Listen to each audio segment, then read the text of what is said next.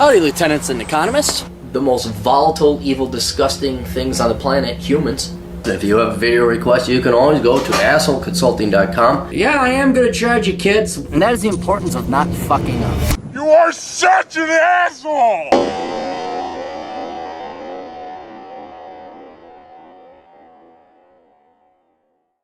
Good morning, children. Pissed off Cappy.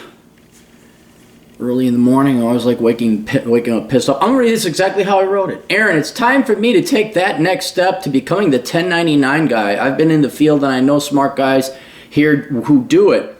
It's not really the 24-year-olds, but you tend to see this more from the late 30s to early 40s guys in this field saying, wait a minute, I'm doing well, but I'm tired of making someone else rich. From working inside various business environments, you must know that I have a functional knowledge. In fact, I have a rough business plan and businesses have prospered on far less. I've seen it. If hot chicks can do it, then me, without relying on plumbing or skin color, maybe I've got a shot. 136 IQ from Wyndham? What's Wyndham? You mean Queendom? Well, it was still up. I bet they were muzzled out by University Cartel. I took one in March. Oh, the site is down. They took the Queendom site down. I'm 37 and know a hot young New York City self-made millionaire. She found me on an online dating site from where she was. She was 41. I was a few years younger. She mentioned that six-figure matchmaking services might not bring really compatible people into the fold. What, dude? What are you talking about? Now you're talking about dating. So why charge you so much, man? You are all over the fucking place. She mentioned six-figure compatible people who otherwise couldn't afford it or wouldn't meet but should. We talked. It didn't work out. We got in an argument. I believe her last words to me were, we'll see how you're doing when you're 41. Rand's books were her Bible, Objectivist Club.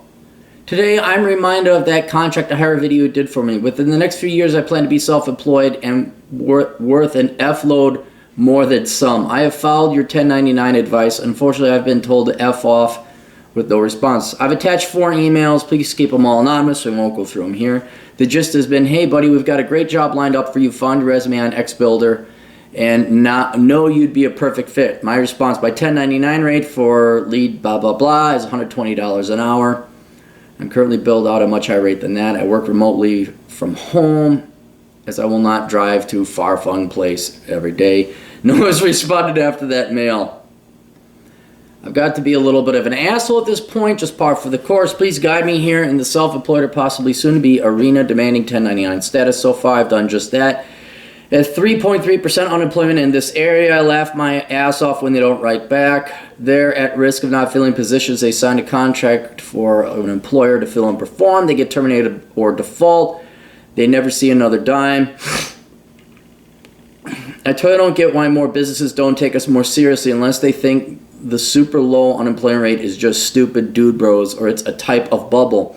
Why don't recruiters even call me back when I say my rate is X and I know my current employer is charging 2.8 times that? It's time to get this 1099 machine rolling. Please don't spend super time digging through those emails. Just get the gist. Let me know your price. All right.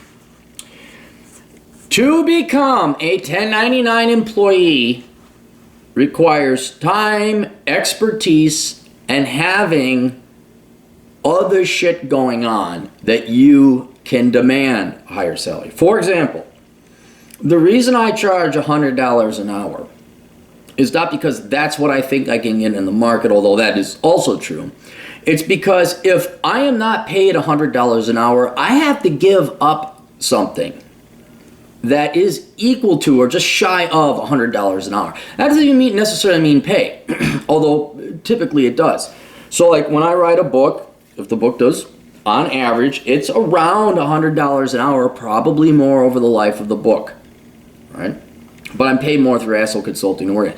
Now, if Asshole Consulting slows down or whatever, I'm not hired out for a week, or there's slow times, then I have other stuff I can do that will pay me roughly $100 an hour.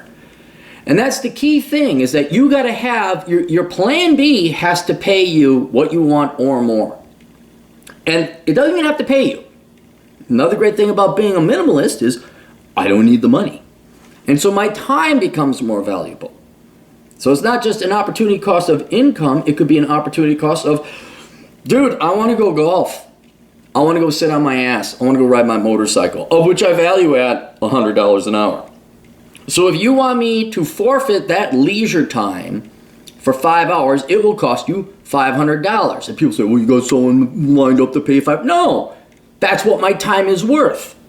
So as an individual, you have to make your life, whether it's actual physical compensation, money of X dollars per hour, or you have no debts, you have no expenses, you don't need the money, and thus you have a lot of time to pursue freedom and fun activities and leisure, where it's still worth $100 an hour.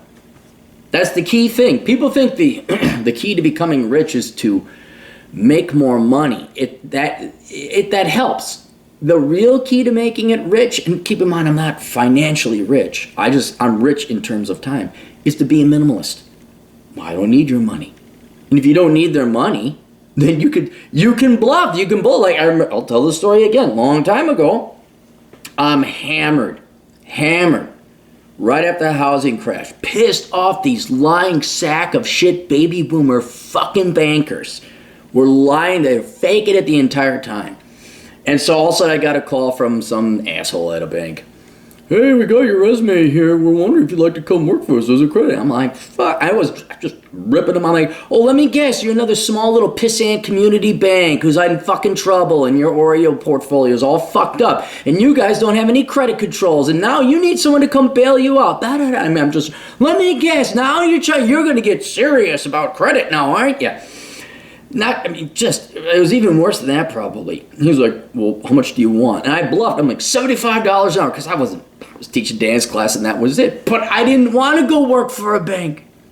I lived in a duplex. My rental income was basically making me live for free. I didn't really pay for my mortgage. I had enough scratch coming in through online classes of dance income. I didn't need money. And if I was going to give up my fun old days of drinking, playing video games, and running and having a good old time, it was going to cost $75 an hour. He says, how about $65? I'm like, deal. Which was a great, what was I, 30? That was a great deal back in the day. And it wasn't because I had another offer on the table for $75 an hour. It was, fuck you, you cocksucking motherfucking corporate pieces of shit. Here's my time. So, key to all this is you don't need the money. Now, if you're in New York or wherever the hell you are, and you got rent, and you got debts, and you got big expenses, well, then you got to work your daytime job to cover all that. And technically, then you don't need the money. Or you go and you become a minimalist, you pay off your debts and so that you don't need the money. So that when a recruiter calls you up, it says, hey, we got this, you can do exactly what you're doing. Say, I'm sorry, it's $120 an hour. All right? And you could go to recruiters like, I'm looking for this, I only bill, it's $120 an hour. If something comes along like that, let me know. And that's pretty much what you got to do. That's pretty much what you got to do it's like approaching girls. You're going to get shot down 9 out of 10, 19 out of 20 times. But all it takes is one.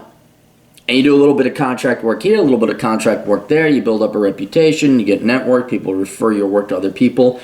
In other words, it's going to take some time. It wasn't just like, asshole consulting happened overnight. Actually, it did. But I had already had a reputation built up before that. But you hold out. So for most people, because you're not minimalist, you live paycheck to paycheck, you have debts, you need that daytime job. It's going to be a two-pronged approach. You have your daytime job that covers all your stuff. And then if you want to start 1099ing at $100 an hour, what you got to do is you hold it at $100 an hour. You contact recruiters if you want. You send out some resumes. You make bids on RFPs and proposals. And you just wait until it bites. And it may be years. Maybe years before you get $100. Maybe you settle for $90. Maybe it's $80 an hour, right? But whatever that magical number you want is, throw out your resume, go do some independent contract work, hunt it down, say I bill out at $100 an hour. Period, right? And all you need is one. Then it's like, oh, I got $100 an hour. And like, what were you paid at that last place? $100 an hour. Oh, dang. Well, and then I guess you're in a different league now by that time. But yeah, occasionally I got recruiters, and you're basically, see, recruiters are like they're HR. The people who want to find labor they're used to having their dick sucked because they're the ones that have the job. They're the ones that got the goodies. And you must bow down and worship and kiss the ring. And when you say, yeah, you know, here's my minimum, I'm working from home. If not, go fuck yourself. You don't even have to say go fuck yourself. They get pissed off. They'll get pissed off and they won't contact you again. But that's right. But you just go to recruiters like, yeah, here's what I bill out at. Here's my expertise. It helps to have a skill that people are going to pay $100 an hour for. You can't just be like, oh, I'm a assistant deputy analyst at that. No. You need to be top notch, and you have to have, here are my skills, and this, you're going to bill me out, or here's my year's experience. I'll consult, I'll help you, or I have wisdom, expertise in this field, I'll help you in that field. But yeah, man, that's you just, no, here it is, be polite about it, say, yeah, I'm looking for a little side work, contact a recruiter, be polite about it. I need this much per hour. If anything happens to come across your desk, let me know. And they probably won't because nothing will really come across their desk. But yeah, if someone comes up, and I've had it happen before, hey, we need a senior analyst. Or I'm like, yeah, I'll do it from home. And I am not an employee. And it will be, well, when they come, I say it's $200 an hour. And then I never hear from them again. One time I said, is the boss a baby boomer? And he says, yes. I said, I'm not interested. I don't work for boomers. Fine, we'll take you off the list. Fine. What the fuck are boomers working anyway? Get the fuck out of here. So that's how you make your $100 an hour as a 1099er. You get to the point you don't need it. So you're not bluffing. You're technically bluffing, but you're not. Because you don't need it. And then they don't give you the, oh, okay, fine, bye. I guess I'll go fishing. Gone fishing. Ba, ba, ba, ba, ba, ba. I ain't working anymore. Gone fishing. There's a sign up on the door. Ba, ba, ba, ba, ba, ba, ba. Ba, ba, ba, ba, ba, ba, ba. Bing Crosby and Satchmo, Louis Armstrong sang that song. Great song. Nice song. That was back in the day when black people didn't sing about bitch in the hoe and the slut in the day. They were singing about fishing. It was just great. All right, questions, answers, links down below. We'll see you guys later. Toodles.